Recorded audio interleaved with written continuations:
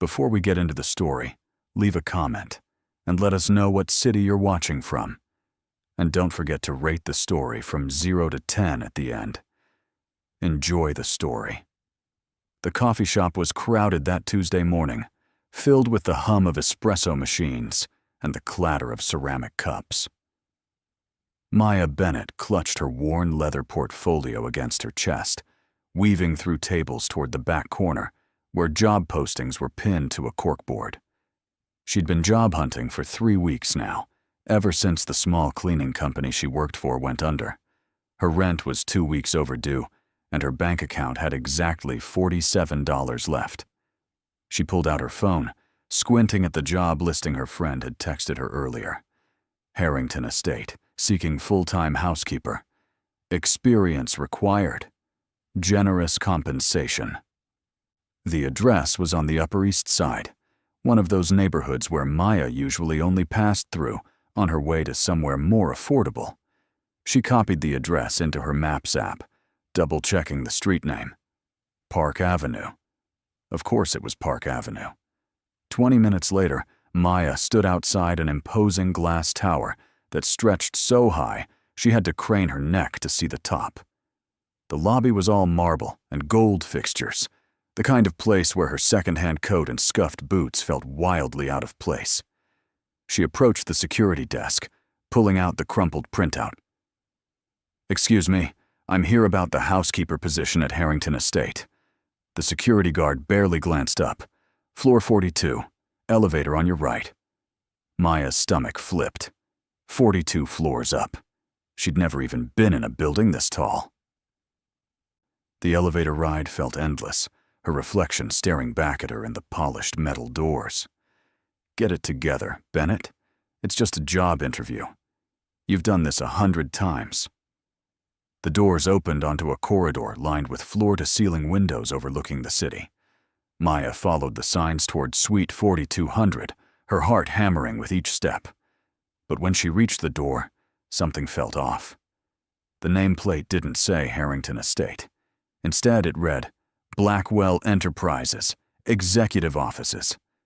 Maya frowned, pulling out her phone to double-check the address. Same building, same floor. Maybe the estate offices were connected somehow. Rich people had weird setups. She pushed open the heavy glass door and stepped inside. The reception area was breathtaking. White leather furniture, abstract art on the walls, and a massive chandelier that looked like it cost more than her entire year's rent. A woman in a crisp black suit sat behind a sleek desk, typing rapidly on a computer. Maya approached, clearing her throat. "Hi, I'm here for the housekeeper interview." The receptionist looked up, her perfectly sculpted eyebrows rising slightly. She glanced at a list on her desk, then back at Maya. "Your name?" "Maya Bennett." The woman's fingers flew across the keyboard. Then she nodded toward a set of double doors. "Through there, third door on the left. Wait in the conference room. Someone will be with you shortly." Maya thanked her and hurried through, her nerves building with every step. The hallway was just as intimidating as the lobby, all glass and steel and expensive-looking everything. She found the third door, pushed it open, and froze. This was not a normal interview room. The space was enormous, with a long mahogany table surrounded by leather chairs. One entire wall was windows, offering a panoramic view of the city, and at the far end of the table sat a man. He was maybe in his early 30s, dressed in a charcoal suit that fit him like it had been tailored by angels. His dark hair was perfectly styled, his jawline sharp enough to cut glass. He was reviewing a stack of papers, a gold pen in one hand. Maya's first thought was that he was absurdly handsome. Her second thought was that she'd definitely walked into the wrong room. The man looked up, his piercing blue eyes locking onto hers. For a moment, neither of them spoke. Then he set down his pen, leaning back in his chair with an expression that was equal parts curious and amused. "You're early." Maya blinked. I'm sorry," He gestured to the empty chair directly across from him. Please, sit. Maya's mind raced. This couldn't be the housekeeper interview. This guy looked like he ran a Fortune 500 company, not someone hiring domestic staff. But the receptionist had sent her here. Maybe he was some kind of estate manager? She slid into the chair, setting her portfolio on the table. Her hands were shaking slightly, and she clasped them together to hide it. The man picked up a clipboard, scanning it briefly before looking back at her. So, tell me about yourself. Maya swallowed hard. Well, I've worked in residential cleaning for about 5 years now. I'm detail-oriented, reliable, and I have references from He held up a hand, cutting her off. His brow furrowed slightly. Cleaning? Maya nodded slowly, confusion creeping in. Yes. The housekeeper position? Isn't that why I'm here? The man stared at her for a long beat. Then, to her utter shock, he laughed. It wasn't a polite chuckle. It was a real, genuine laugh, the kind that made his shoulders shake and his eyes crinkle at the corners. I'm sorry, he said, still grinning. There's been a misunderstanding. Maya's face flushed hot. Oh, God. I'm in the wrong place, aren't I? Not exactly. He leaned forward, resting his elbows on the table. His amusement hadn't faded, but there was something calculating in his gaze now. This isn't a housekeeping interview. This is he paused, as if choosing his words carefully, a personal selection process. Maya's confusion deepened. Personal selection? For what? He tilted his head, studying her with unsettling intensity. For a wife. The words hung in the air like a bomb that hadn't quite detonated yet. Maya was certain she'd misheard. I'm sorry. What? A wife, he repeated calmly, as if this were the most normal thing in the world. My family has given me an ultimatum. I need to be married within 6 months, or I lose control of the company. So I'm interviewing candidates. Maya stared at him, her brain struggling to process what she was hearing. This had to be a joke, some kind of elaborate prank. But the man's expression was completely serious now, his blue eyes locked on hers. You're interviewing people to marry you? That's insane. Perhaps, he shrugged, but I prefer to think of it as efficient.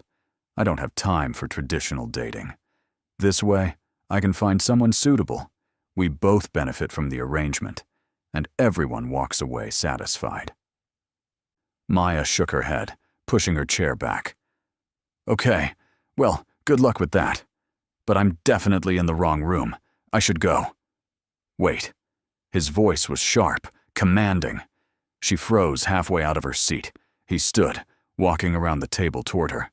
Up close, he was even more intimidating. Tall, broad-shouldered, with a presence that seemed to fill the entire room. What's your name? Maya, she said warily. Maya Bennett. He extended a hand. Ethan Blackwell. Despite her better judgment, Maya shook it. His grip was firm, warm. Ethan Blackwell. The name sounded vaguely familiar, though she couldn't place why. Maya, I realize this is unconventional, but hear me out. You clearly need a job. You're here because you're looking for work, correct? She hesitated, then nodded. And I need someone to fulfill a very specific role. Not a housekeeper, but something that could be equally beneficial to both of us. Maya crossed her arms. I'm not going to marry a stranger just because you need to check a box for your family. Of course not. Ethan's lips curved into a faint smile. But what if it wasn't real? What if it was a contract, a business arrangement? You'd play the role of my fiancé for 6 months. In exchange, I'd pay you a salary, cover all your expenses, and at the end of the term, we'd go our separate ways. No strings attached. Maya's heart was pounding now, but not entirely from fear. This was the most absurd thing she'd ever heard. And yet, A small, desperate part of her brain was doing the math. 6 months of guaranteed income. No more scrambling for rent. No more job hunting. Just play pretend. You're serious. Completely. He pulled a business card from his pocket and handed it to her. Think about it. If you're interested, call me. If not, no harm done. Maya took the card, her fingers brushing against the expensive cardstock. Ethan Blackwell, CEO, Blackwell Enterprises. Her eyes widened. Wait. You're that Blackwell? He smirked. Guilty. She'd seen his face in business magazines. Heard his name whispered in the kinds of circles she'd never be part of. Ethan Blackwell was one of the youngest billionaires in the country, known for being ruthless, brilliant, and completely untouchable. And he was standing here, offering her a fake marriage. This is crazy, Maya muttered. Yes, Ethan agreed. But sometimes, crazy is exactly what we need. She looked down at the card in her hand, then back up at him. His blue eyes were unreadable. But there was something almost vulnerable beneath the surface. Something that made her wonder if maybe, just maybe, he wasn't as cold as everyone said. I need to think about it. Take all the time you need. He stepped back, gesturing toward the door. But Maya, she paused, glancing over her shoulder. Life doesn't often hand you second chances. Don't waste this one. Maya walked out of that office in a daze, the business card burning a hole in her pocket. By the time she reached the street, her phone was already buzzing with a text from her landlord. Final notice. Eviction proceedings begin Monday. She looked back up at the towering building, then down at the card in her hand. Crazy. This was absolutely crazy. But maybe crazy was exactly what she needed. Maya spent the next 2 days trying to convince herself she wasn't actually considering Ethan Blackwell's insane proposal. She lay on her lumpy couch in her tiny studio apartment, staring at the water-stained ceiling and replaying the conversation in her mind. A fake wife, for 6 months, to a billionaire. It sounded like the plot of a bad romance novel. And yet, every time she opened her bank app and saw that $47 mocking her, the idea seemed a little less absurd. On Thursday afternoon, her best friend Jenna came over with Chinese takeout and a bottle of cheap wine. Maya had texted her the broad strokes, but Jenna needed the full story. So let me get this straight, Jenna said, stabbing her chopsticks into a container of lo mein. You walked into the wrong interview, and some billionaire CEO just casually offered to pay you to be his fake wife? Maya nodded, sipping her wine. Pretty much. That's either the best or worst mistake you've ever made. I'm leaning toward worst, Maya muttered. Jenna, this guy is Ethan Blackwell. He's probably got a dozen women lined up who'd kill for this opportunity. Why would he pick me? Because you weren't trying to impress him? Jenna shrugged. Maybe he's tired of gold diggers. You walked in there asking about cleaning toilets.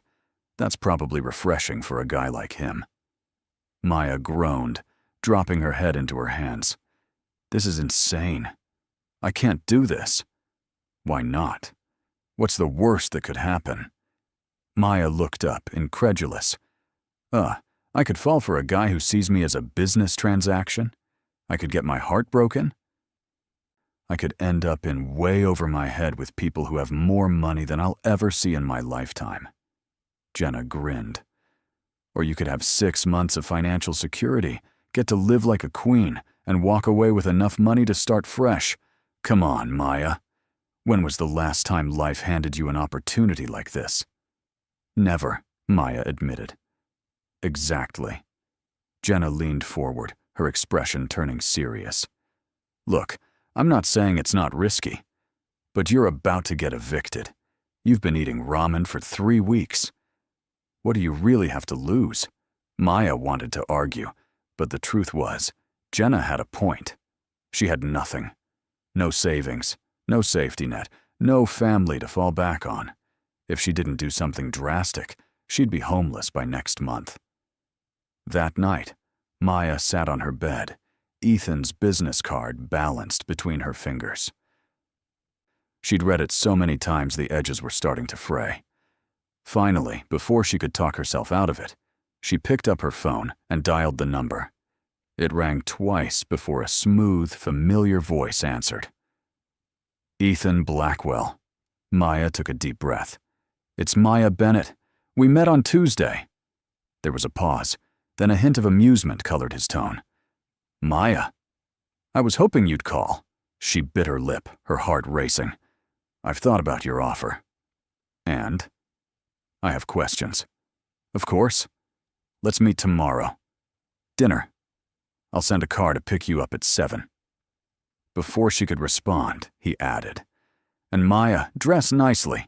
We'll be going somewhere public. The line went dead. Maya stared at her phone, equal parts terrified and exhilarated. What the hell am I doing? The next evening, a sleek black car pulled up outside her building precisely at 7. The driver, an older man in a crisp suit, opened the door for her without a word. Maya slid into the back seat, her hand smoothing over the simple black dress she'd borrowed from Jenna. It wasn't designer, but it was the best she had.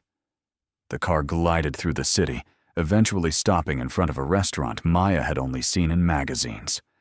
Le Bernardin, one of the most expensive places in New York. The maitre d' greeted her by name, leading her through the elegant dining room to a private corner table. Ethan was already there, looking effortlessly perfect in a navy suit. He stood as she approached, pulling out her chair. You look lovely. Maya's cheeks flushed. Thanks.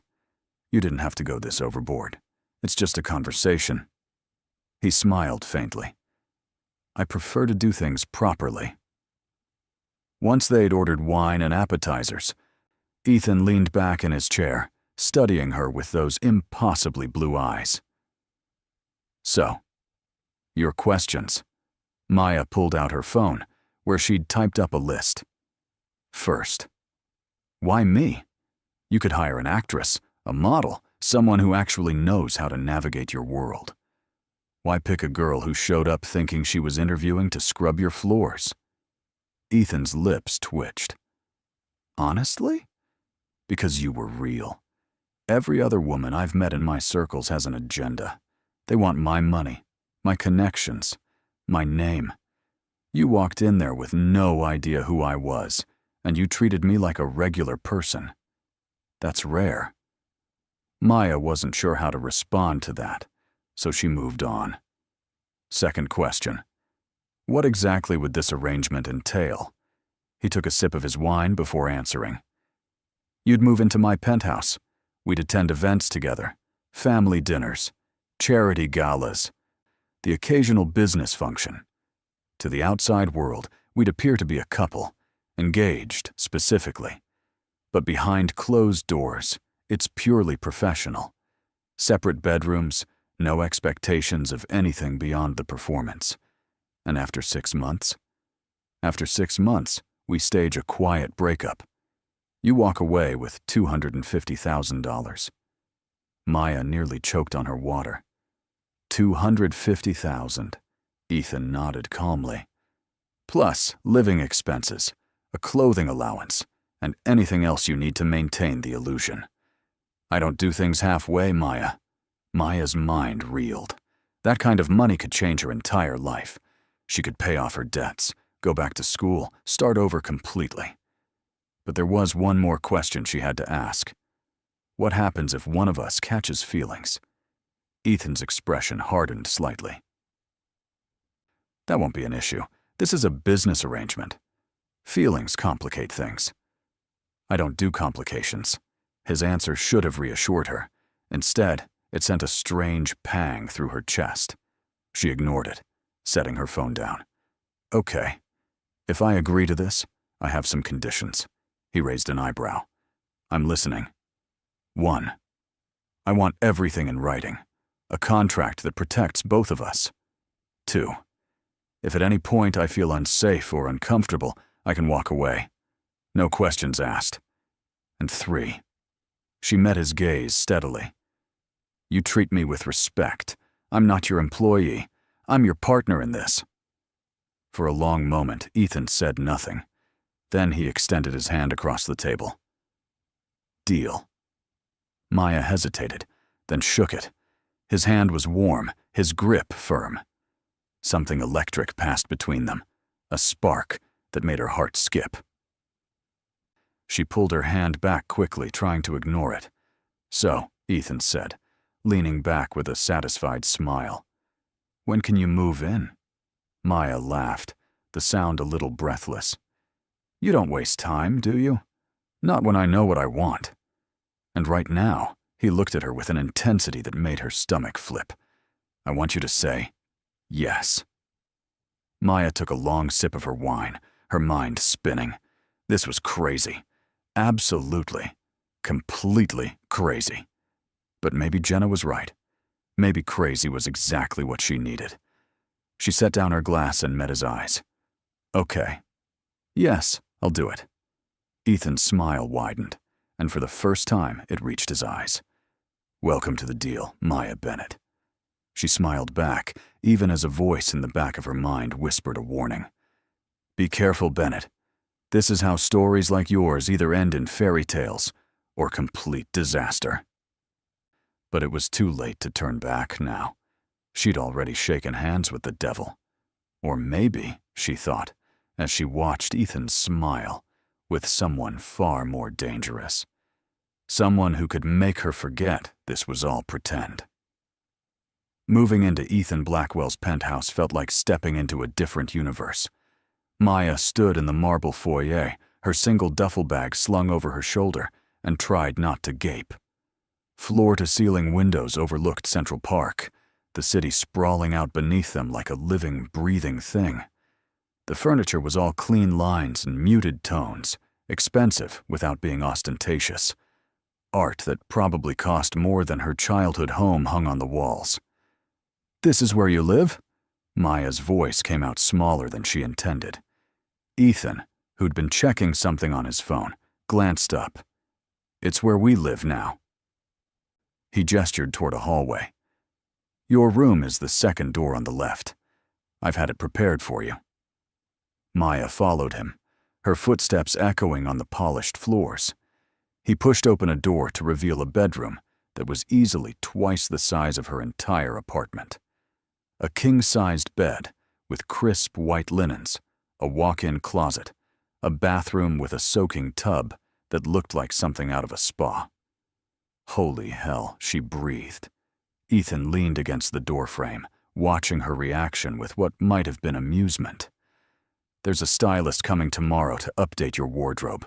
We have a family dinner on Saturday, and you'll need something appropriate. Maya turned to face him, reality crashing back in. Right. The performance starts now. Not now. He straightened, his expression shifting back to business mode. Now, you settle in. Get comfortable. Tomorrow, we'll go over the details of my family, the story of how we met, everything you need to know. Tonight. Just rest. Before she could respond, he was gone, the door closing softly behind him. Maya sank onto the bed, the mattress so soft it felt like sitting on a cloud. She pulled out her phone and texted Jenna. I'm in. This is either going to be amazing or a complete catastrophe. Jenna's response came almost instantly. Probably both. Send pictures of the closet. Maya laughed despite herself, snapping a photo of the walk-in closet that was currently very empty, save for her 3 pairs of jeans and a handful of t-shirts. Then she lay back on the bed, staring up at the ceiling, and wondered what the hell she'd gotten herself into.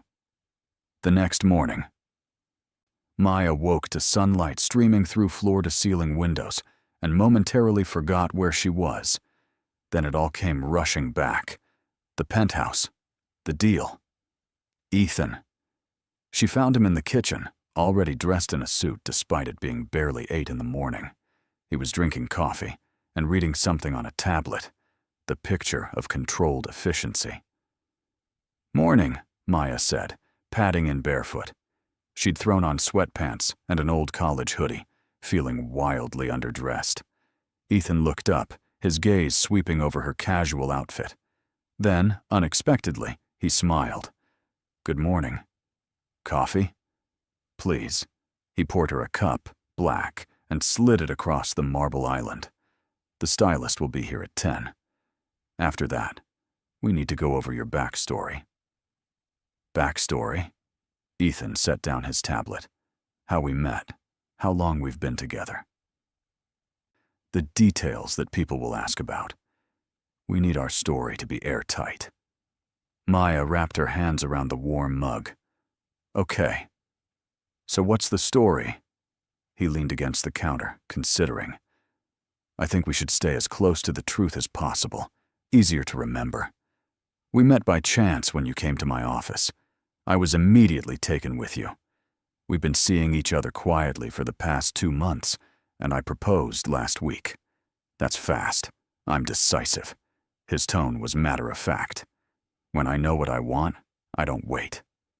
Maya felt her cheeks warm and looked down into her coffee. "Right.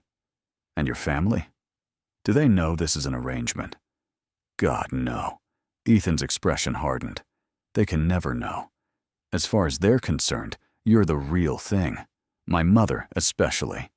She's been pushing me to settle down for years." This will finally get her off my back. Maya felt a twinge of sympathy. "What about your father?" "Dead. 10 years ago." Ethan's voice was flat, emotionless. "It's just my mother and my younger sister, Olivia. She's 24, just finished grad school, and she's going to interrogate you mercilessly." "Sounds fun," Maya said dryly. "She's protective." Ethan's expression softened slightly. "She wants to make sure I'm not being taken advantage of." The irony wasn't lost on either of them. At 10 sharp, the doorbell rang.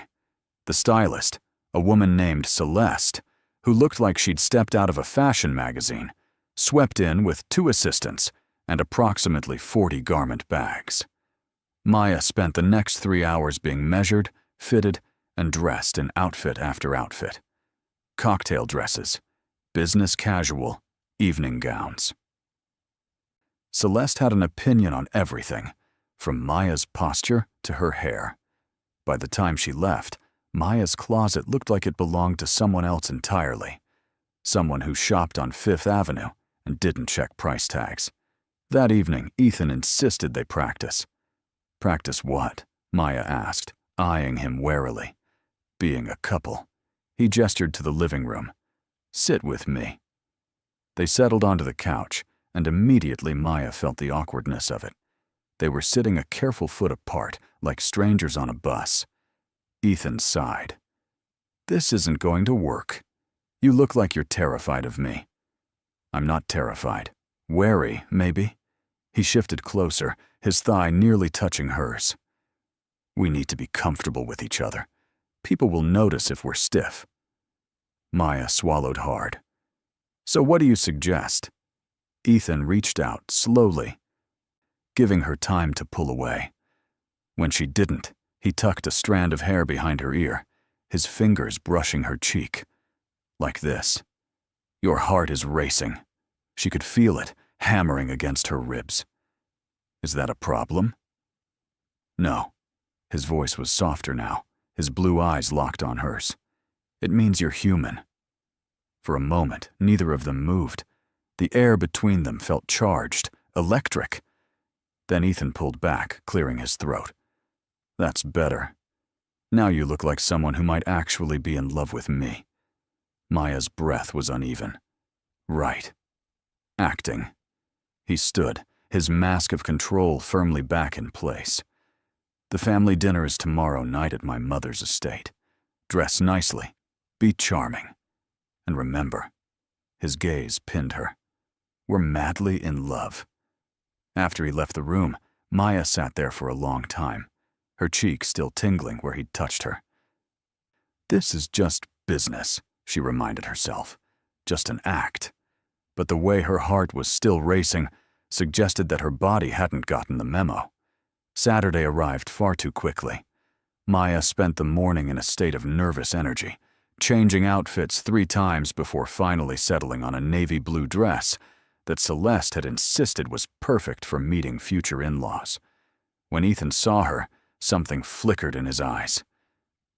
"You look beautiful."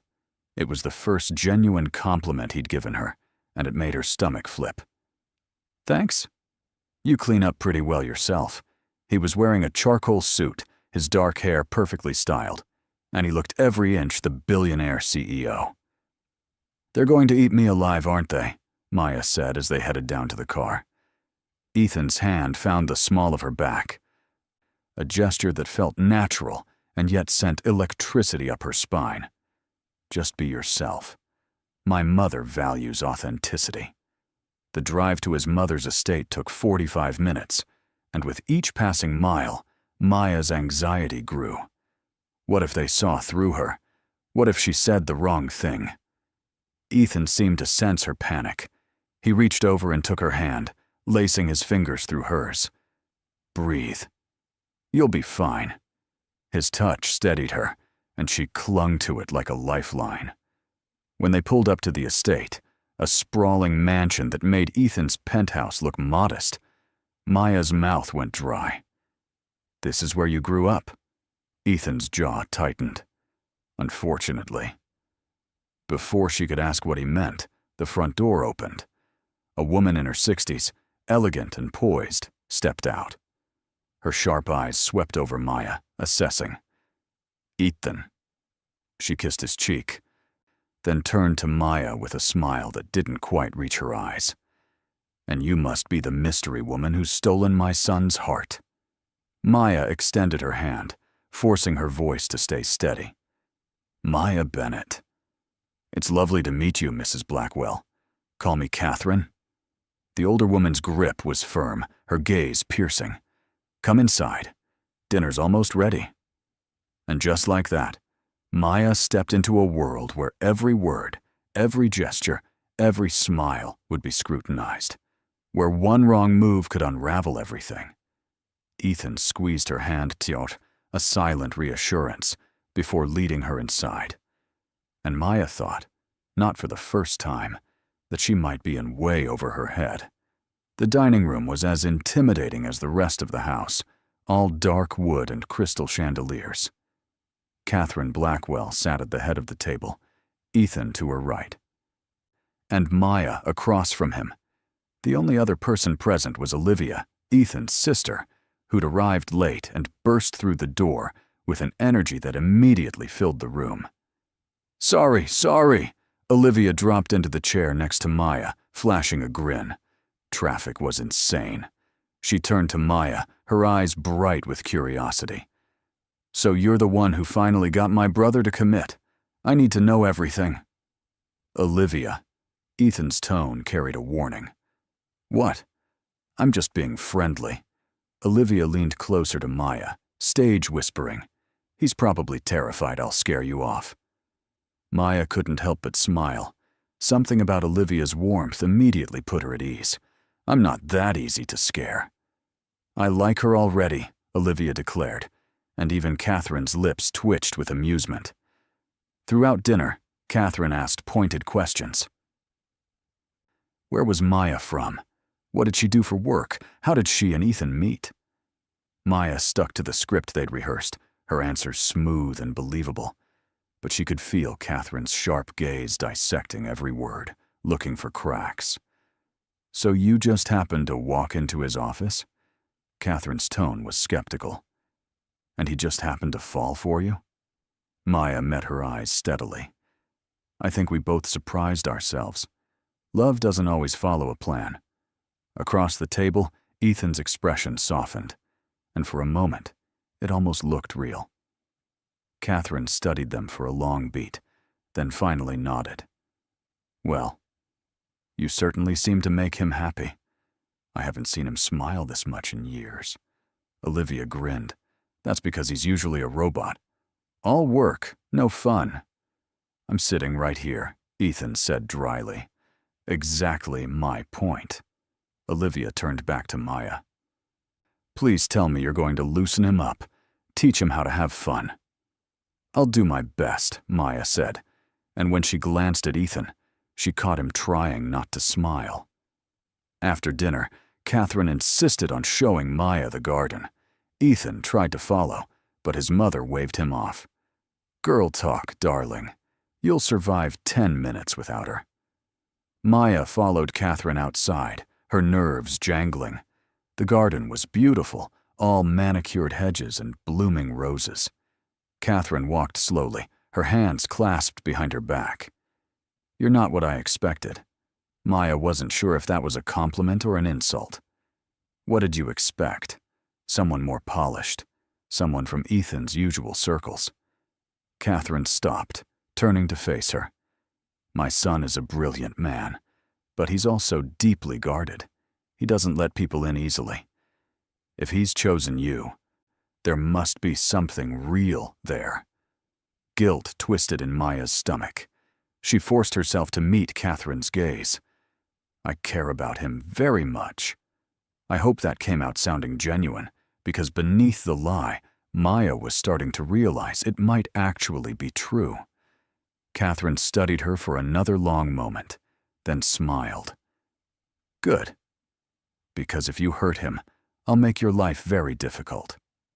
It was said pleasantly, but the steel underneath was unmistakable.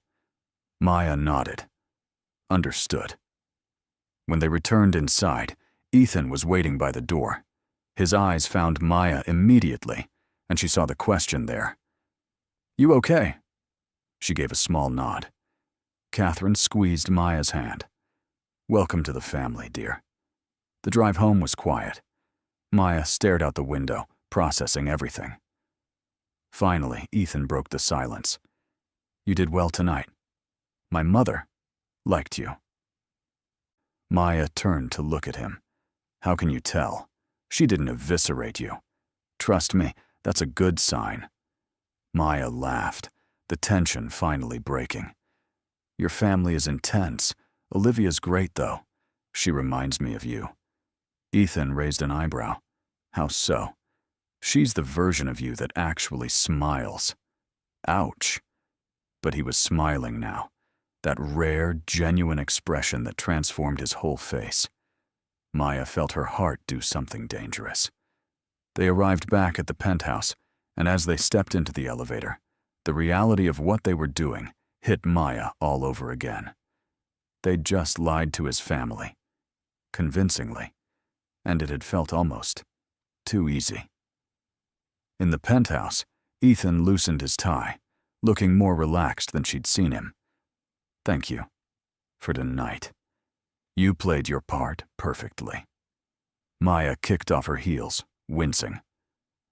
"These things are torture devices. I don't know how people wear them regularly."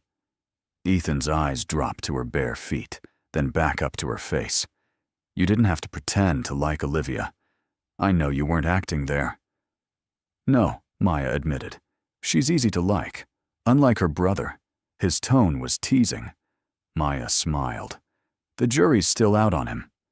Ethan crossed the room, stopping in front of her. His expression was unreadable. "And what would sway the jury in my favor?" Maya's breath caught. He was close enough that she could see the flecks of silver in his blue eyes. "I don't know. Maybe if he stopped being so serious all the time." "Let me show you who he really is. I'm not serious all the time. You're serious 99% of the time." Ethan tilted his head, considering. "Then I suppose I need to work on that 1%. Before Maya could respond, he stepped back, the moment breaking. She felt the loss of his closeness like a physical thing. "Good night, Maya." "Good night."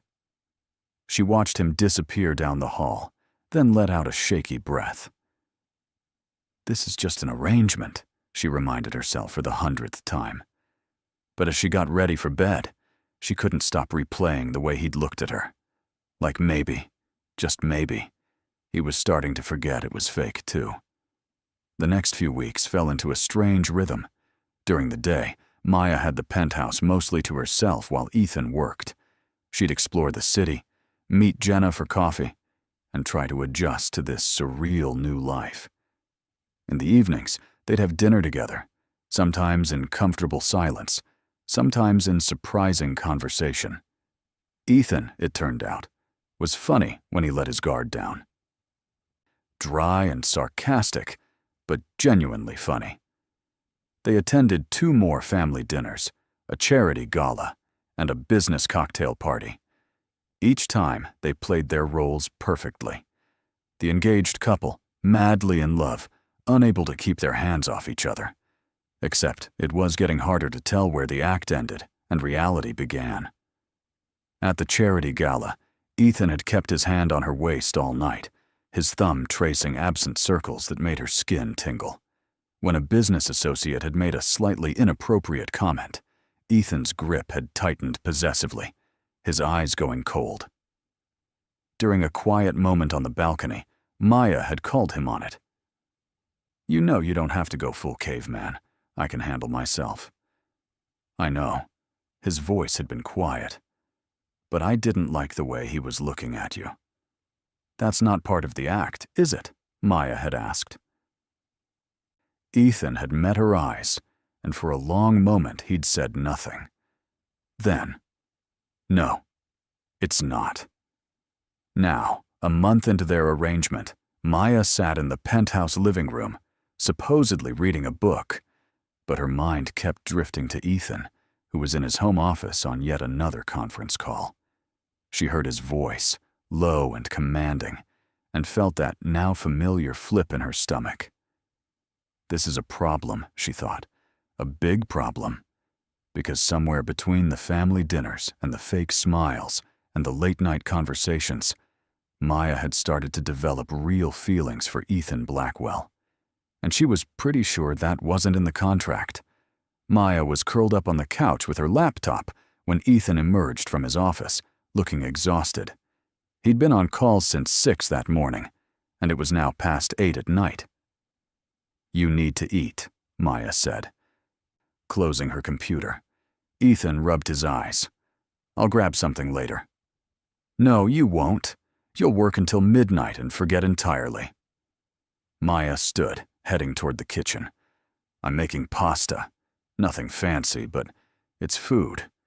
You don't have to do that. Consider it payback for the designer wardrobe and the penthouse suite." Maya started pulling out ingredients, very aware of Ethan leaning against the counter, watching her. "What?" she asked without turning around. "Nothing. It's just..." His voice was softer than usual. "No one's cooked for me in a long time." Maya glanced over her shoulder, surprised by the vulnerability in his tone. "Well, don't get too excited. I'm not exactly a chef, but I can make a decent carbonara." She worked in comfortable silence, Ethan still watching. When the pasta was ready, they sat at the kitchen island instead of the formal dining room. Something about it felt more intimate, more real. "This is really good," Ethan said after his first bite. "Told you." Maya twirled pasta around her fork. "So, what crisis were you managing all day?" "A hostile takeover attempt. Someone thinks they can buy out enough shareholders to force my hand." Ethan's jaw tightened. "They're wrong. Will you win?" "I always win." But it was said without arrogance, just a simple statement of fact. Maya studied him, this complicated man she was slowly beginning to understand. "You know, you don't always have to be in control. Sometimes it's okay to let your guard down." His eyes met hers. "Is that what you think I should do? With you?" The air between them shifted, charged. Maya set down her fork, her heart racing. "I think..." She chose her words carefully. "I think we're both pretending this is just business, but it's starting to feel like more." Ethan was quiet for a long moment. Then he stood, walking around the island until he was standing in front of her. Maya's breath caught as he reached out, tilting her chin up with one finger. "You're right." His voice was low, almost rough. It stopped feeling like business weeks ago. For me, at least. Maya's heart was pounding so hard she was sure he could hear it. Ethan. What are we doing? I don't know. His thumb brushed her lower lip and she shivered. But I'm tired of pretending I don't want this. He leaned in slowly, giving her time to pull away. She didn't. When his lips met hers, it was like every fake kiss they'd shared for cameras had been building to this moment. This was real. Hungry and desperate and real. Maya's hands found his shirt, pulling him closer. Ethan's arms wrapped around her waist, lifting her onto the counter. The kiss deepened, and Maya forgot about contracts and arrangements and 6-month timelines. All she knew was that she'd wanted this for weeks, and now that it was happening, she never wanted it to stop. When they finally broke apart, both breathing hard, Ethan rested his forehead against hers. This complicates things. Maya laughed breathlessly. Understatement of the year. We should talk about this. Tomorrow, Maya agreed. Tonight, just kiss me again. So he did. Later, much later, they ended up on the couch. Maya tucked against Ethan's side, his fingers running through her hair. This wasn't in the plan, he murmured. No, Maya agreed. But maybe that's okay. Plans change. Ethan pressed a kiss to the top of her head. I don't do relationships, Maya. I don't know how. Then we'll figure it out together. She tilted her head back to look at him. No more pretending. Just us. Something vulnerable flickered in his eyes. Just us. They fell asleep like that, wrapped around each other. And for the first time since this whole thing started, Maya didn't feel like she was playing a role. She felt like herself. The next morning, Maya woke to find Ethan already gone, a note on the pillow beside her. Had to handle the takeover situation. Dinner tonight? We need to talk. Maya smiled, clutching the note. But her happiness was short-lived. When she checked her phone, there were 3 missed calls from an unknown number and a voicemail. She pressed play. Miss Bennett, this is James Crawford from the New York Tribune. I'm calling about your relationship with Ethan Blackwell. I have information suggesting your engagement is a business arrangement, not a genuine relationship. I'd like to give you a chance to comment before we run the story tomorrow. Call me back. Maya's blood ran cold. She played the message again, her hands shaking. How did they know? Who had talked? She immediately called Ethan. It went to voicemail. Call me back. It's urgent. She tried again. And again. Finally, she texted. A reporter knows about our arrangement. They're running a story tomorrow. Ethan, what do we do? Minutes felt like hours. Finally, her phone rang. I'm on my way, Ethan said without preamble. Don't talk to anyone. Don't leave the penthouse. I'll handle this. How did they find out? I don't know. But I'm going to find out who leaked it. His voice was hard, cold. The CEO voice she hadn't heard in weeks. Ethan. Her voice broke. I'm sorry. This is my fault. Don't. He softened slightly. None of this is your fault. Just stay put. I'll be there in 20 minutes. The call ended. Maya sank onto the couch, her mind racing. If this story broke, everything would fall apart. Ethan's reputation, his company, his relationship with his family, and her. She'd be painted as a gold digger, a con artist. She pulled up the reporter's number, staring at it. Maybe she could fix this. Maybe if she called and explained. Her finger hovered over the call button. But before she could decide, the penthouse door burst open. Ethan strode in, his expression thunderous. His eyes found hers immediately. Are you okay? I'm fine. How bad is this? Bad. He ran a hand through his hair, the first time she'd seen him truly rattled. If this story breaks, it'll destroy everything. The company. My credibility. His jaw clenched. My family will never forgive me. Maya's guilt was crushing. We need to tell the truth. Get ahead of the story. Ethan shook his head. That's not how this works. Once we admit it, we lose all control of the narrative. So what do? He crossed the room, taking her hands. His eyes bore into hers. We get married. For real. Maya was certain she'd misheard. I'm sorry, what? Ethan's grip on her hands tightened. We get married. Tomorrow. Today, if possible. If we're legally married before the story breaks, it becomes much harder to prove it was fake. This is insane. Maybe. His eyes searched hers. But it's the only way to protect both of us. And our families. Maya pulled her hands free, pacing across the room. Ethan, we can't just get married because a reporter is threatening to expose us. That's exactly what we can do. He followed her. Maya, listen to me. If this story breaks the way it is, you'll be crucified. They'll call you a scam artist. Do you understand what that means?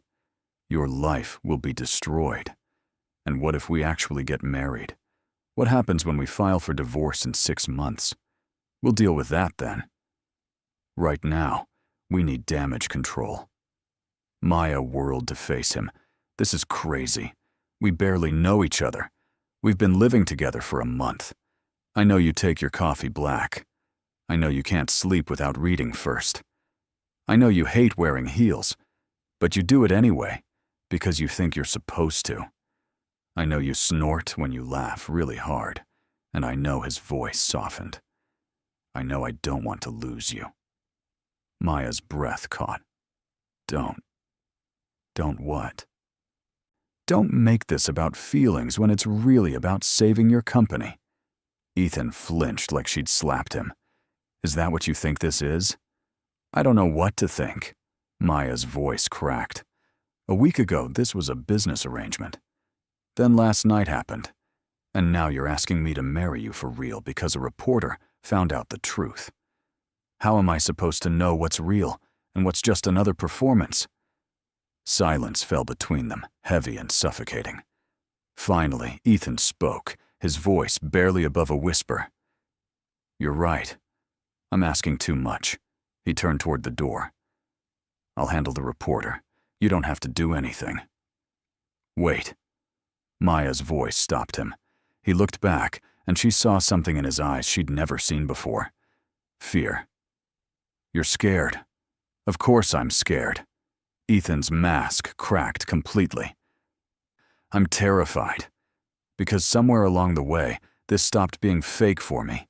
And now, I'm about to lose everything, including the one person who actually sees me. Maya felt tears prickling her eyes. When did it stop being fake? The night you burned dinner trying to cook for me, and you laughed so hard you cried. He took a step toward her. Or maybe it was when you told off that business partner who was being condescending to my assistant. Or when you sat with Olivia for 3 hours helping her with her thesis. I don't know exactly when, Maya. I just know that, at some point, I fell in love with you. And I don't know how to fix that. Maya's heart stopped. You what? I love you, he said it simply, like it was the most obvious thing in the world. I know it's not part of the contract. I know it complicates everything. But I can't keep pretending I don't. Tears spilled down her cheeks. You're an idiot, he smiled sadly. I know, because I've been in love with you for weeks, and I was too scared to say anything. Ethan closed the distance between them in 2 strides, cupping her face in his hands. Say that again. I love you, she whispered. I love you, and I'm terrified, and I don't know if this is the stupidest decision I've ever made. But yes, I'll marry you. For real. This time, when he kissed her, it was different. Softer. Full of promise. When they broke apart, both of them were crying. We're really doing this? Maya asked. We're really doing this, Ethan confirmed. And then, because they were apparently committed to making impulsive decisions, they called a lawyer and arranged for a marriage license. By that afternoon, they were standing in a small courthouse office with Jenna and Olivia as witnesses, saying vows that were supposed to be fake, but felt more real than anything Maya had ever done. When the officiant said, "You may kiss the bride," Ethan pulled Maya close and whispered, "No more pretending." "No more pretending," she agreed. The kiss was brief but electric, and when they broke apart, Olivia was crying, Jenna was grinning like a maniac, and Maya realized that somehow, against all odds, this insane plan had turned into something real. That evening, back at the penthouse, now legally married, they lay in bed together. Ethan traced patterns on her bare shoulder. "So we're married. Legally. Officially married." Maya turned to look at him. Having second thoughts, he kissed her forehead. "Not even for a second. Though I should probably tell you, I'm not easy to live with." "I figured that out when I saw your color-coded closet," Maya teased. Ethan laughed, the sound warm and unguarded. "You're going to give me hell, aren't you? Every single day." "Good." His arms tightened around her. "I need that. Someone to keep me human." They fell asleep wrapped around each other, and when Maya woke the next morning, it took her a moment to remember. She was married, to Ethan Blackwell. For real. The thought should have terrified her. Instead, all she felt was a deep, settled happiness. Ethan was still asleep beside her, his usually guarded expression soft in sleep. Maya pressed a kiss to his shoulder, and he stirred. "Morning, wife." He didn't open his eyes, but he smiled. "Morning, husband." God, that sounds weird. You'll get used to it. He pulled her closer. "We have time, all the time in the world." And for the first time since this whole crazy thing started, Maya believed it. The news broke anyway. 2 days after their courthouse wedding, the New York Tribune ran a front-page story. Blackwell's billion-dollar marriage, business deal, or true love. The article was scathing, full of anonymous sources claiming the marriage was a sham designed to satisfy board requirements. Except now, there was one crucial difference. Maya and Ethan were actually married. Ethan called an emergency press conference. Maya stood beside him in his office, watching news vans gather outside Blackwell Enterprises. "You don't have to do this," he said for the third time. "We can issue a statement without you. I'm your wife." Maya straightened her shoulders. "We do this together." The press conference was brutal. Reporters fired questions like weapons. "Is it true you hired Miss Bennett to pose as your fiancée? Did you pay her? Is this marriage even legal?" Ethan faced them with his usual ice-cold composure. "My wife and I met unconventionally, that's true. But our relationship is real, and our marriage is legal." He reached for Maya's hand, lacing his fingers through hers. "As for the rest, I don't owe anyone an explanation about my private life," one reporter pressed. "But sources say..." Ethan cut him off. "Sources can say whatever they want. I know the truth. Maya knows the truth. And that's all that matters." Afterward, in the car, Maya let out a shaky breath. That was intense. Ethan squeezed her hand. "You were perfect. I thought I was going to throw up. You hit it well." He pressed a kiss to her temple. "Thank you for standing with me. Where else would I be?" The backlash was immediate and fierce. Social media exploded with opinions. Some people thought it was romantic, a modern fairy tale.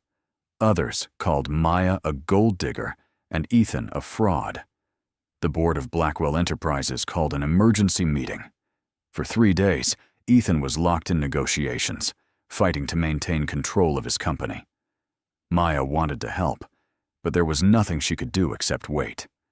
She spent the time with Jenna, who'd been fielding her own questions from curious friends. "So," Jenna said over coffee, "you actually married him?" "For real?" Maya nodded. "I know it sounds crazy. It is crazy." Jenna grinned. "But I've never seen you this happy. So clearly, Crazy works for you. Am I insane for believing this will work out? Probably. But love usually is a little insane. On the 4th day, Ethan came home early. Maya looked up from her book, immediately reading his expression. What happened? I won.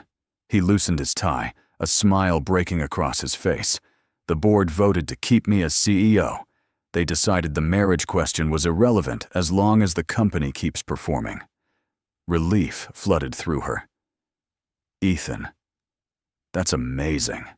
He crossed the room, pulling her into his arms. I couldn't have done it without you.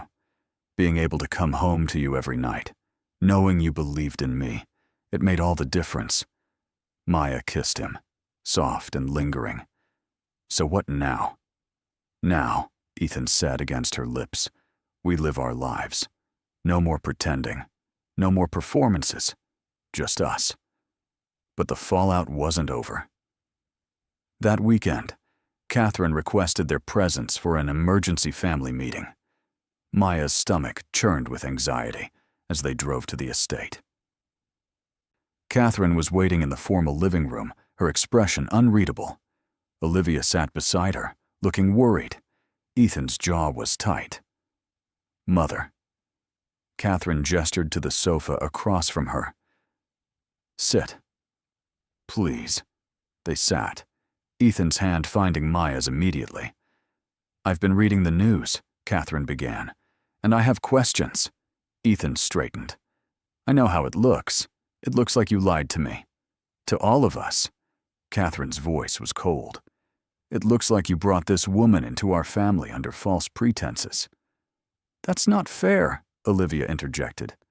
Mom, you don't know the whole story. Then perhaps someone should tell it. Catherine's eyes fixed on Maya. Miss Bennett. Or should I say, Mrs. Blackwell. Did my son pay you to marry him? Maya felt Ethan tense beside her, but she met Catherine's gaze steadily. At first, yes. This was a business arrangement. But then I fell in love with him, and everything changed. Catherine's expression didn't soften. Love? You expect me to believe that? I don't expect anything, Maya said quietly. But it's the truth. Ethan didn't want me to come here today. He wanted to protect me from this. But I insisted because I need you to know. Your son is one of the best men I've ever met. He's brilliant and driven and, yes, sometimes, too controlled. But he's also kind and funny, and he loves his family so much it scares him. She squeezed Ethan's hand. This started as a deal. But somewhere along the way, it became real. And I don't care if you believe me. I know what's in my heart. Silence fell. Catherine studied them, her sharp eyes missing nothing. Finally, she sighed. Ethan, when your father died, I watched you build walls around yourself. You became so focused on the company, on being perfect, that you forgot to live. She looked at Maya. I don't know how this started, but I can see how it is now. When I look at you two together, I see something I haven't seen in my son in years. I see him happy. Ethan's voice was thick. Mom, I'm sorry. I should have told you the truth from the beginning. You should have. But Catherine's lips curved slightly. I understand why you didn't. And if Miss Bennett, Maya, if Maya makes you happy, then that's all I need to know. Maya felt tears prickling her eyes. Olivia jumped up, pulling Maya into a hug. I knew it. I knew you two were the real deal. Ethan pulled his mother into a rare embrace, and Maya watched, her heart full. That night, back at the penthouse, Maya and Ethan stood on the balcony, overlooking the city. The lights glittered below them, a universe of possibilities. We made it, Maya said softly. Through all of it, we made it. Ethan wrapped his arms around her from behind, resting his chin on her shoulder. And we'll keep making it, whatever comes next. Maya leaned back against him, feeling safe and loved and impossibly lucky. This wasn't how she'd imagined her life would turn out. Walking into the wrong interview had led to the craziest, most wonderful thing that had ever happened to her. Maybe, she thought, sometimes the best things come from the biggest mistakes. I love you, she whispered. I love you too. Ethan pressed a kiss to her neck. Mrs. Blackwell. She smiled. Yeah, I think I'm going to like that name. 6 months after their courthouse wedding, Maya woke to sunlight streaming through the bedroom windows and Ethan's arm draped over her waist. She turned to find him already awake, watching her with that soft expression he reserved only for her. Morning, she murmured. Happy anniversary. Maya's eyes widened. Oh my God, I completely forgot. Ethan laughed, pulling her closer. Some wife you are. In my defense, we've had a lot going on. Excuses, excuses. He kissed her forehead. Get dressed. We're going out. Where? You'll see. An hour later, they stood in front of a small brownstone in Brooklyn. Maya looked up at it, confused. Whose house is this? Ours. Ethan pulled out a set of keys. If you want it. Maya's breath caught. You bought us a house?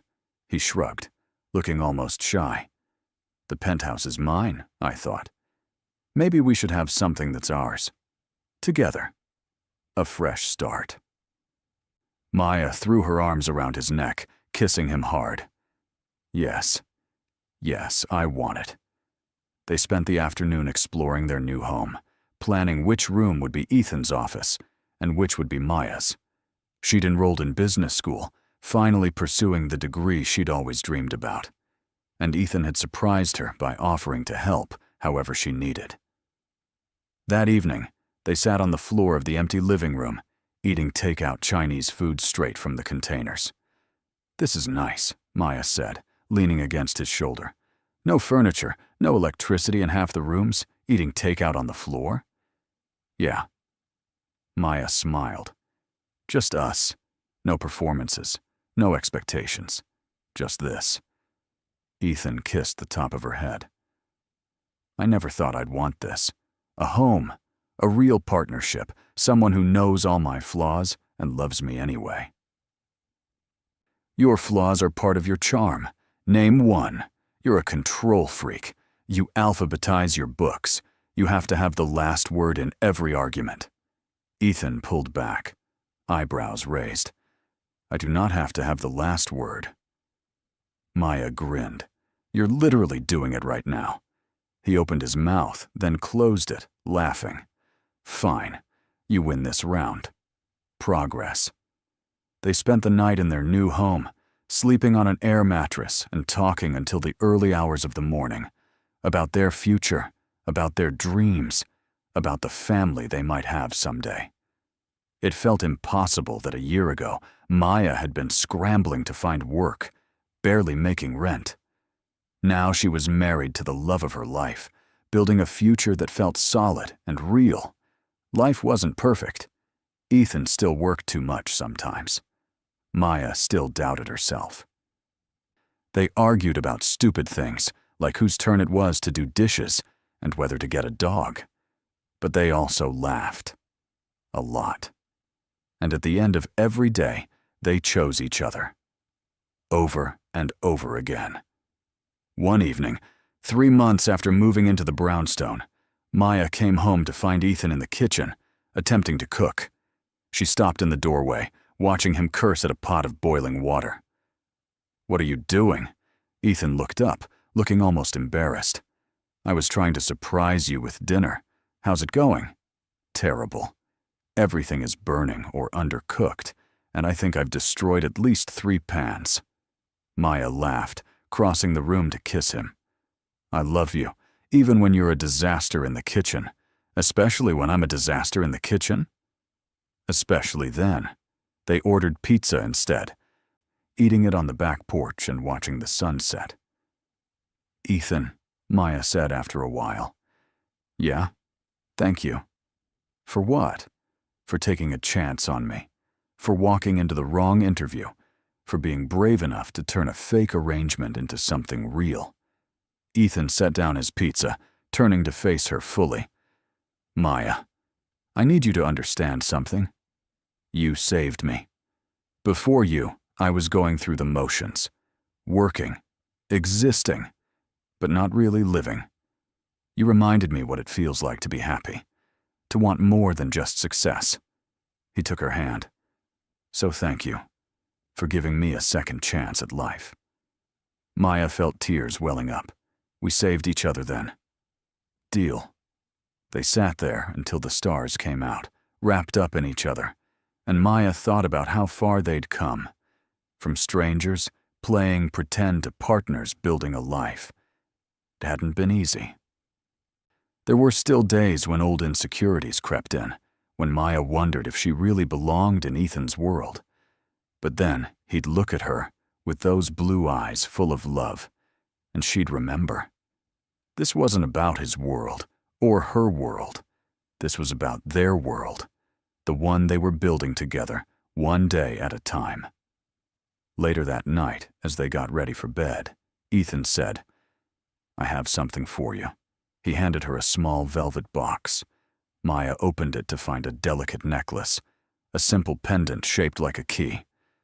To our new beginning, Ethan said softly, and to always having a home with each other.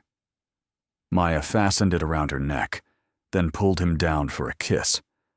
No more pretending, she whispered against his lips. No more pretending, he agreed. Just us.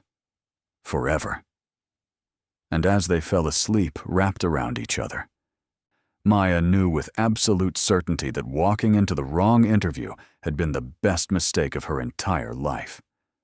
A year into their marriage, Maya stood in the living room of their brownstone, surrounded by moving boxes and furniture draped in sheets. Olivia sat cross-legged on the floor, helping Maya sort through wedding gifts they'd finally gotten around to unpacking. Do you seriously need 4 blenders? Olivia held up yet another fancy kitchen appliance. Blame your mother. Maya laughed. She seems to think I need to run a restaurant. Just then, the front door opened. Ethan came in carrying coffee cups and a bag of pastries. He'd been working from home more often, making good on his promise to prioritize their life together over endless board meetings. Breakfast for my favorite people, he announced, kissing Maya before handing Olivia her iced latte. I'm your only sister, Olivia pointed out. Exactly. You're winning by default. Their easy banter was interrupted by Maya's phone ringing. She glanced at the screen and froze. It was the number for the doctor's office. She'd gone in for routine blood work the week before, but they'd called yesterday saying they needed to discuss the results. Ethan noticed her expression immediately. What's wrong? Maya stood, moving toward the bedroom. I need to take this. She closed the door and answered. 5 minutes later, she emerged, her face pale. Both Ethan and Olivia were on their feet instantly. Maya? What happened? Ethan's voice was tight with concern. Maya looked at him, tears streaming down her face. But she was smiling. I'm pregnant. The room went absolutely silent. Olivia's hands flew to her mouth. Ethan just stared, processing. Maya nodded, crying and laughing at the same time. I'm about 8 weeks along. We're having a baby. Ethan closed the distance between them in 2 strides, cupping her face in his hands. Are you serious? I'm serious. We're going to be parents. For a moment, he looked stunned. Then he laughed, the sound joyous and disbelieving, and kissed her.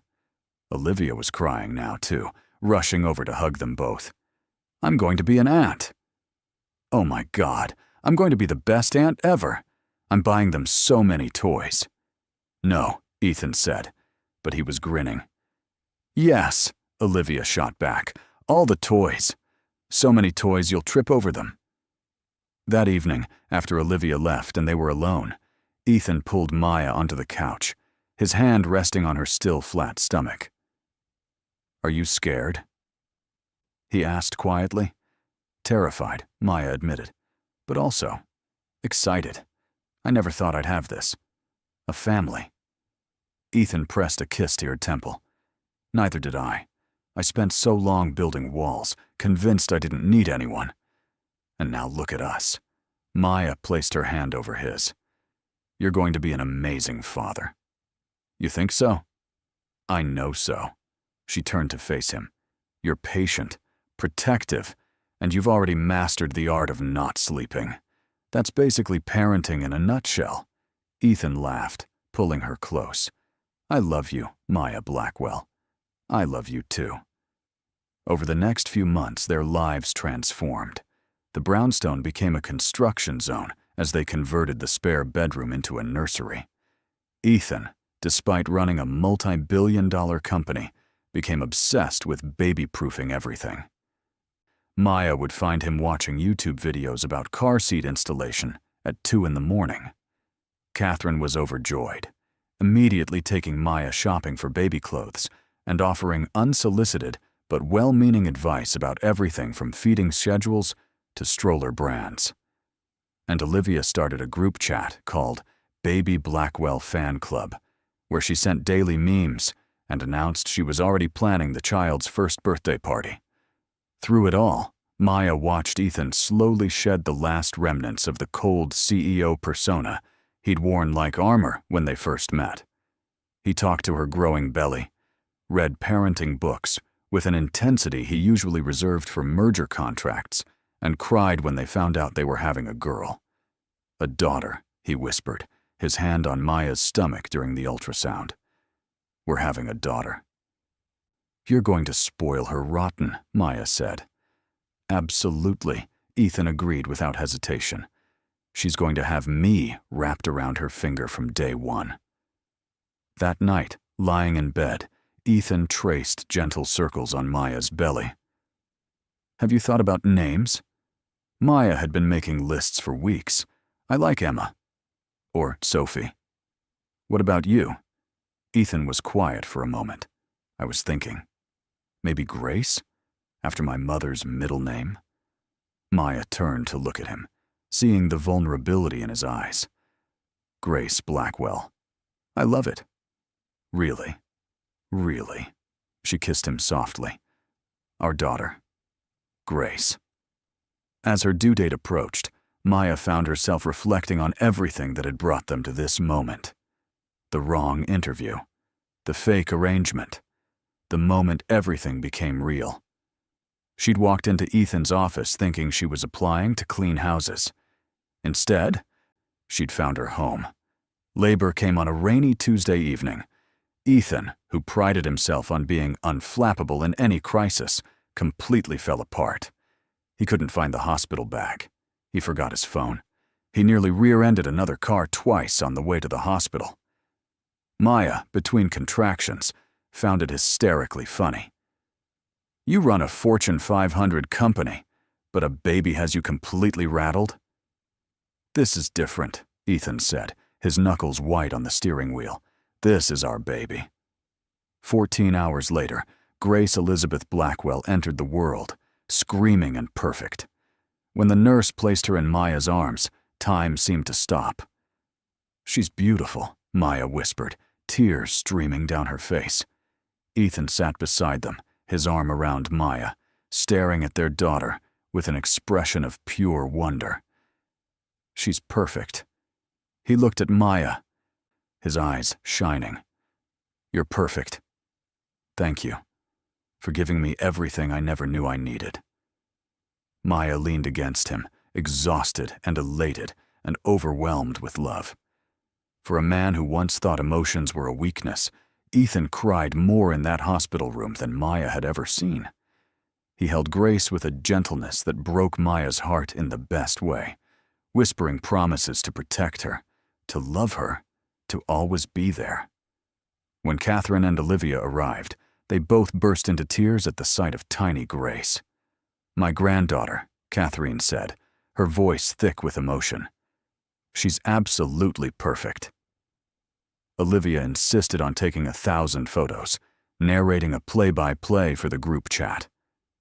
Aunt Olivia here, reporting that baby Blackwell is officially the cutest human ever born. The fan club was right to be excited. That first night, after everyone had left, and it was just the three of them, Maya watched Ethan hold Grace, singing softly to her. He looked up and caught Maya staring. What? Just. Maya smiled through fresh tears, thinking about how far we've come, from a fake marriage to this. Who would have thought? Not me, Ethan admitted, but I wouldn't change a single thing. Not even the part where I accidentally walked into your interview. Especially that part. He shifted carefully, moving to sit beside Maya on the hospital bed. Because of that mistake, I found you, and you gave me everything I didn't know I was missing. A home, a family, a reason to be more than just a CEO. Maya rested her head on his shoulder, watching their daughter sleep. This is real, she whispered. All of it. No more pretending. No more pretending, Ethan echoed. Just us. Forever. And as rain pattered against the hospital window, the three of them, this family that started with a lie and became the truest thing either of them had ever known, drifted off to sleep together. 3 years later, the brownstone was filled with the sounds of a toddler's laughter. Grace, now a bright-eyed 3-year-old with her father's blue eyes and her mother's infectious smile, was chasing their golden retriever puppy through the living room. Maya watched from the kitchen, shaking her head with amusement. Grace Blackwell. No running in the house. But Mommy, Duke needs exercise. Grace's logic was already impressively developed for a 3-year-old. Ethan walked in from his home office, immediately scooping Grace up as she ran past. Caught you, little monster, Grace squealed with delight. Daddy, again, after, Ethan promised. Right now, it's lunchtime.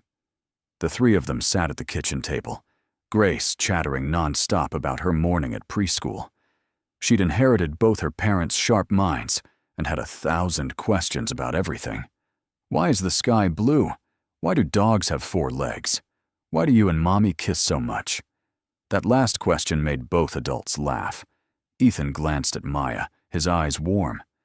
Because I love your mom very much. That's yucky, Grace declared, and then went back to eating her sandwich. Life had settled into a beautiful routine. Maya had finished business school and started her own consulting firm, working with small businesses to help them grow. It was fulfilling in a way her old jobs had never been. Ethan had stepped back from some of his CEO responsibilities, promoting trusted executives and focusing on the parts of the business he actually enjoyed. But the biggest change was in how they approached life. No more pretending, no more walls, just honesty, love, and the occasional chaos that came with raising a toddler. That evening, after Grace was in bed, Maya and Ethan sat on the back porch with glasses of wine. It had become their ritual, this quiet time to reconnect after long days. Remember our first dinner? Maya asked suddenly. When you took me to Le Bernardin and I had no idea what half the things on the menu were? Ethan smiled at the memory. You ordered the most expensive item and said it was payback for tricking you into a marriage interview. I was nervous, Maya admitted. I thought you were going to see right through me. I did, Ethan said. I knew you were out of your element. But that's what made you perfect. You weren't trying to impress me. You were just being yourself. Maya leaned against his shoulder. Best wrong interview I ever walked into. Speaking of which, Ethan's tone shifted slightly. I got a call today from a journalist. They want to do a feature on us for their anniversary issue, about how our marriage started. Maya tensed. What did you say? That I'd talk to you first. His hand found hers. I don't think we owe anyone our story. But if we tell it, we control the narrative. It's our choice. Maya thought about it. Part of her wanted to keep their story private, this precious thing that belonged only to them. But another part thought about all the people who might be struggling, who might think happiness was out of reach. What would we say? The truth. Ethan's voice was steady. That we started as a business arrangement, that I was desperate and you were broke, and that somewhere in the middle of all that pretending, we found something real. Maya looked up at him. You wouldn't be embarrassed by how we started? Never. He kissed her forehead. I'm proud of us, of every messy, complicated, beautiful moment. A week later, they sat for the interview in their living room. The journalist, a kind woman named Sarah, asked thoughtful questions.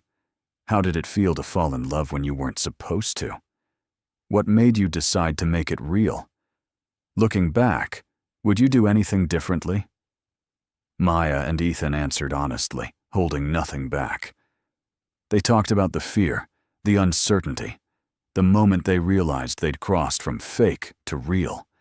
When the article came out a month later, it went viral. People were moved by their honesty, by the way they'd taken something unconventional and built something beautiful. Social media exploded with comments, some positive, others critical. But Maya and Ethan didn't care. They'd told their truth, and that was enough. Life wasn't perfect. They still argued, still had bad days. Ethan still worked too much sometimes, and Maya still doubted herself when things got hard. Grace went through a phase where she only wanted Daddy at bedtime, which broke Maya's heart a little. But they navigated it all together. When Maya's consulting firm landed its first major client, Ethan threw her a surprise party, inviting all their closest friends and family. When Ethan's company faced a hostile takeover attempt, Maya sat with him every night, helping him strategize and reminding him that his worth wasn't tied to his business success. They built a life that was theirs, not the fairy tale people imagined when they heard billionaire marriage, but something real and messy and infinitely more valuable. On their 5th wedding anniversary, they renewed their vows, not because they needed to, but because they wanted to. This time, it wasn't in a courthouse. It was in the backyard of their brownstone, surrounded by family and friends. Grace stood between them, her tiny hands holding a basket of flower petals. Catherine dabbed at her eyes with a handkerchief. Olivia recorded everything on her phone, narrating for the group chat that now included dozens of family and friends. Jenna, Maya's maid of honor again, beamed from the front row. Ethan's vows were different this time. Less about contracts and arrangements, more about love and commitment. 5 years ago, he said, his voice strong and clear, I asked you to pretend to be my wife, but you became so much more. You became my partner, my best friend, the mother of my child. You showed me that being vulnerable isn't weakness, that love isn't something to control or manage, it's something to surrender to. He took both her hands. I promise to keep showing up, to keep choosing you, to keep being the man you make me want to be, every single day for the rest of our lives. Maya's vows were simpler, but no less powerful. When I walked into that interview, she said, her voice wavering with emotion, I was lost, broke, desperate.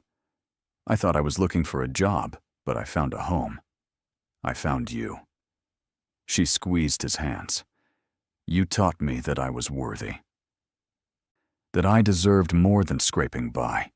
You believed in me when I didn't believe in myself, and you gave me a love I didn't think existed outside of fairy tales. Her voice broke. I promise to keep fighting for us, to keep choosing honesty over fear, to love you in all your perfect imperfection, today, tomorrow, and always.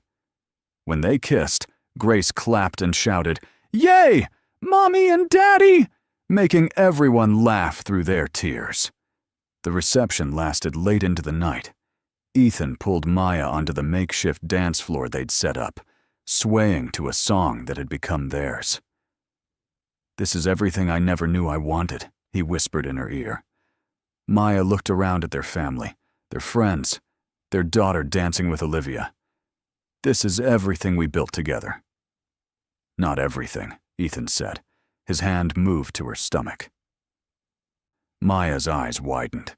She was only about 6 weeks pregnant with their second child, and they'd decided to keep it secret a little longer.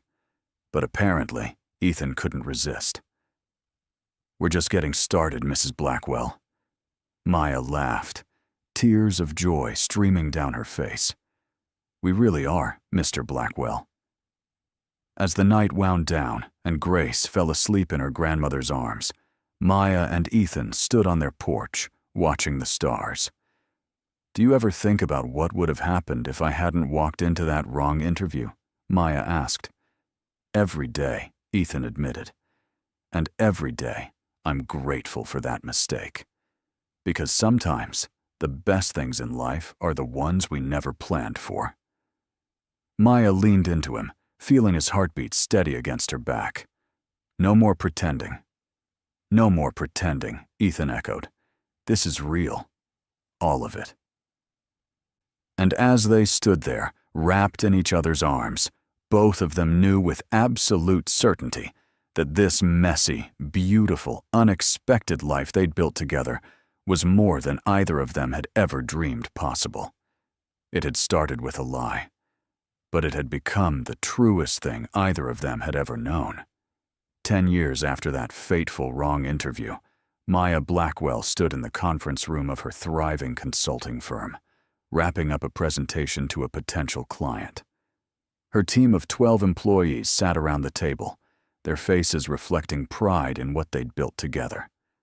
As the client shook her hand and confirmed they wanted to move forward, Maya felt a surge of satisfaction, not because of the money, though that was certainly nice, but because she'd built something real, something hers. That evening, she came home to organized chaos.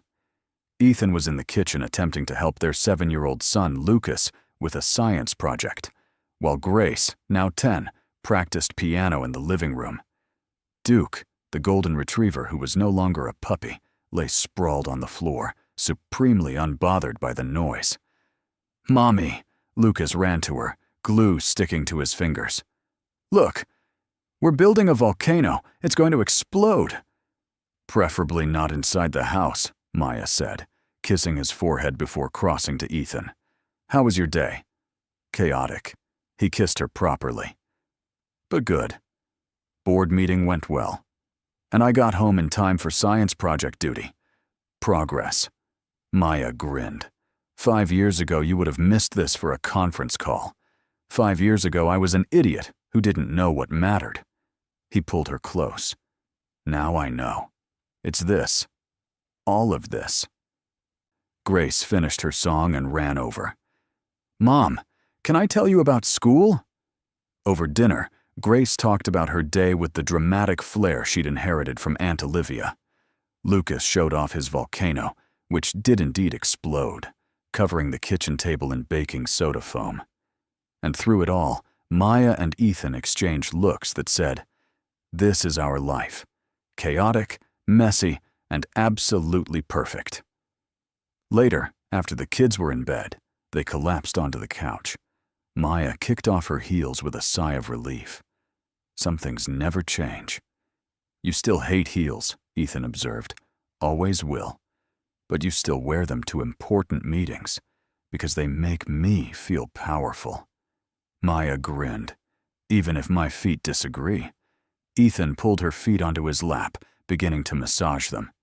"You're powerful with or without the heels. You've built an incredible business. You're an amazing mother." And he looked at her with the same intensity he'd had 15 years ago. "You're still the best decision I ever made." Maya's eyes softened, even though it started as a complete accident, especially because of that. Ethan leaned over to kiss her. The best things in life usually are. Their peaceful moment was interrupted by small footsteps. Lucas appeared in the doorway, clutching his stuffed dinosaur. "I had a bad dream." Both parents opened their arms immediately, and Lucas climbed between them. Ethan tucked him close. Want to tell us about it? It was about school. Lucas's voice was small. What if no one likes me? Maya exchanged a look with Ethan. She saw her own past insecurities reflected in her son's eyes, remembered what it felt like to doubt your own worth. "Sweetheart," she said gently, "some people won't like you. And that's okay, because the people who matter, the ones who really see you, they're going to love you exactly as you are." Ethan added, "And when things get hard, you come to us. Always. We're your team." Lucas nodded, already looking more settled. "Just like you and Mom?" "Just like me and Mom," Ethan confirmed. After Lucas fell asleep between them, Maya whispered, "We're doing okay at this parenting thing, right?" "Better than okay." Ethan kissed the top of Lucas's head. "We're giving them what we both needed. A home where they're loved unconditionally." The following weekend, they hosted a big family gathering. Catherine, now in her 70s, and still sharp as ever, held court in the living room. Olivia, who'd recently gotten engaged to a wonderful woman named Rachel, kept everyone laughing with stories about her chaotic work as a social worker. Jenna arrived with her husband and twin boys, who immediately disappeared into the backyard with Grace and Lucas. The brownstone was full of noise and life and love. At one point, Maya found herself in the kitchen with Catherine. The older woman was cutting vegetables for salad, her movements practiced and efficient. "You've built a beautiful life," Catherine said without preamble. "Thank you," Maya replied, unsure where this was going. "When Ethan first brought you home, I wasn't sure." Catherine set down her knife. "I thought maybe it was too fast, too convenient.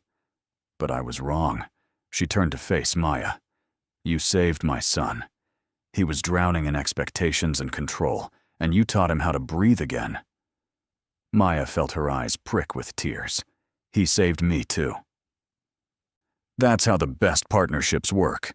Catherine squeezed her shoulder. "You save each other." That evening, as the sun set and their guests lingered, Maya stood on the back porch, watching Ethan play with the kids. He was being a dragon, growling and chasing them around the yard while they shrieked with laughter. Grace tackled him, and they both went down in a heap. Lucas piled on top. Duke barked enthusiastically, wanting in on the fun. This was Ethan Blackwell, not the cold CEO from magazine covers, but the man who wore grass stains on his jeans and didn't care. The father who prioritized bedtime stories over board meetings. The husband who still looked at her like she was the most beautiful thing he'd ever seen. Olivia appeared beside Maya, 2 beers in hand. She offered one. "Penny for your thoughts?" Maya took the beer, smiling. "Just thinking about how strange life is, how one wrong turn can lead to exactly where you're supposed to be." Olivia clinked their bottles together, to wrong turns and right people, to happy accidents and found family. They drank, watching the scene before them. Later that night, after everyone had gone home and the kids were asleep, Maya and Ethan cleaned up together. It was a comfortable routine, moving around each other in sync. Ethan washed while Maya dried. "Remember when you couldn't even boil water?" Maya teased. "I've evolved," Ethan said with mock dignity. "Now I can almost make scrambled eggs without burning them." "Almost," Maya laughed. "My hero." He set down the dish he was washing, turning to her with suddenly serious eyes. "I mean it, though. You are my hero." "Maya, every day, I wake up grateful that you walked into that wrong interview, that you took a chance on a ridiculous arrangement, that you loved me when I barely knew how to love myself." Maya set down her towel, moving into his arms. We were both taking chances. 2 desperate people making a crazy decision, and it worked out better than either of us could have imagined. They swayed gently in the kitchen, no music needed. Because this was their song, not the one they danced to at their wedding, but the quiet rhythm of a life built together. One day at a time. One choice at a time. Always choosing each other. "No more pretending," Maya whispered. "Never again," Ethan agreed. "This is real, all of it." And as they stood there, in their kitchen with grass-stained kids' clothes in the laundry and dishes still to finish, Maya Blackwell knew that this was what happiness looked like. Not perfect, not glamorous, but real. And real, she'd learned, was so much better than any fantasy she could have imagined. 20 years after Maya walked into the wrong interview, she stood in a different conference room. This time, she wasn't the one presenting. She was watching Grace, now 23 and fresh out of business school, give her first major pitch to a potential client. Maya sat in the back row, trying not to cry as her daughter commanded the room with the same confidence Ethan had always carried, tempered with Maya's warmth. When Grace closed the deal, Maya caught Ethan's eye across the room. He was beaming with pride, and when Grace looked their way, she grinned and mouthed, "I did it." That evening, the whole family gathered for dinner at the brownstone. Grace was celebrating her win. Lucas, now 17 and in his final year of high school, was stressing about college applications. And Ethan and Maya, now in their 50s, watched their children with a mixture of pride and bittersweet nostalgia. "Remember when they were tiny," Maya said quietly to Ethan as they did dishes later. "Grace with her million questions, and Lucas with his dinosaurs?" "Every second," Ethan replied. "And now look at them. Brilliant, capable, ready to take on the world." Where did the time go? Maya shook her head in wonder. It went into this. He gestured around them, into building something that lasts. Later that night, unable to sleep, Maya wandered into Ethan's home office. He was still up, reading something on his tablet. "Couldn't sleep?" he asked, setting it aside. "Too many memories today." Maya settled into his lap. Something that still felt natural after 2 decades. "Watching Grace made me think about how far we've come. Do you remember?" Ethan's arms came around her. "Every moment. The first time I saw you, looking completely lost in my conference room. The way you challenged me instead of trying to impress me. The night I realized I'd fallen in love with you and had no idea what to do about it." Maya laughed softly. "You were terrified." "Absolutely." He pressed a kiss to her temple. "Love wasn't supposed to be part of the plan. But then again, neither were you. And you've been the best surprise of my life." They sat in comfortable silence for a while. Then Maya said, "Do you have any regrets about how we started?" "None." Ethan's answer was immediate. "If I could go back, I wouldn't change a single thing. Every mistake, every moment of doubt, every time we almost got it wrong, it all led us here. And here is perfect." The next morning, Maya woke to find Ethan already up, standing by their bedroom window with coffee. But he wasn't alone. Grace was there too, and they were talking quietly. Maya stayed still, listening. "Dad, I need to tell you something," Grace said, sounding nervous. Ethan's posture shifted to alert. "What's wrong?" "Nothing's wrong." Grace took a deep breath. "I've been seeing someone for 6 months now. And it's serious." Ethan was quiet for a beat. 6 months? Why didn't you tell us sooner?"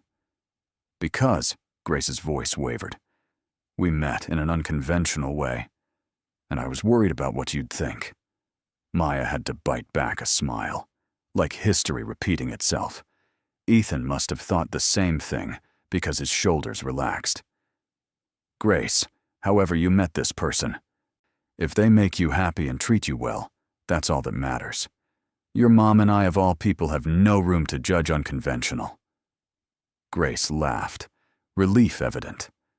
"Really? Really? Now, tell me about them." Maya listened as Grace described her girlfriend, a fellow business school student, who challenged her and made her laugh and made her want to be better. The love in Grace's voice was unmistakable. After Grace left, Ethan turned to find Maya awake. "You heard all that?" "Every word." Maya sat up. "Our daughter's in love." He settled back onto the bed beside her. "Think we should tell her our story? The real story. I think she already knows the important parts." Maya leaned against him. "That love can start in the strangest ways. That what matters isn't how you begin, but what you build together. That real love isn't about perfection. It's about choosing each other, every single day." Ethan kissed her, slow and deep and full of 20 years of history. "Best wrong interview I ever conducted. Best wrong interview I ever walked into," Maya agreed. 6 months later, they sat in the audience as Grace introduced them to her girlfriend, officially at a family dinner. And as Maya watched her daughter navigate her own path to love, she felt the circle completing. This was what they'd built. Not just a marriage or a family, but a legacy of love that would outlast them. That night, back home, Ethan pulled out an old box from his closet.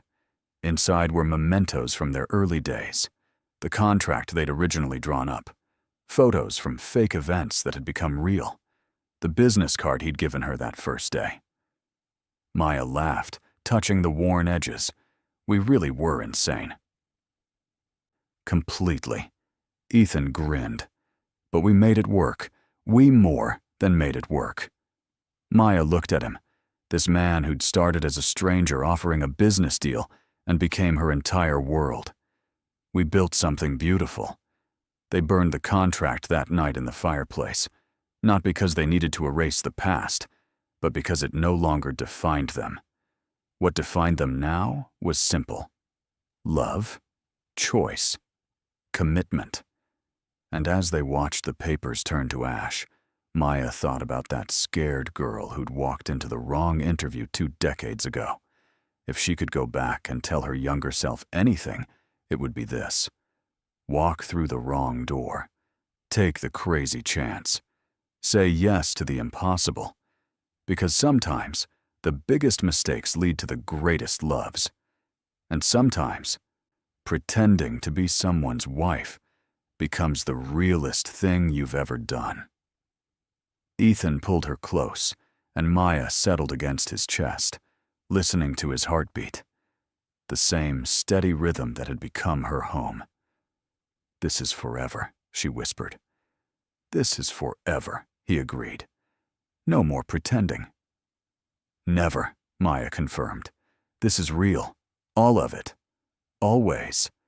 And in the quiet of their home, with their children sleeping upstairs, and their whole beautiful, messy, perfect life surrounding them, Maya Blackwell knew with absolute certainty that walking into that wrong interview had been the best mistake of her entire life.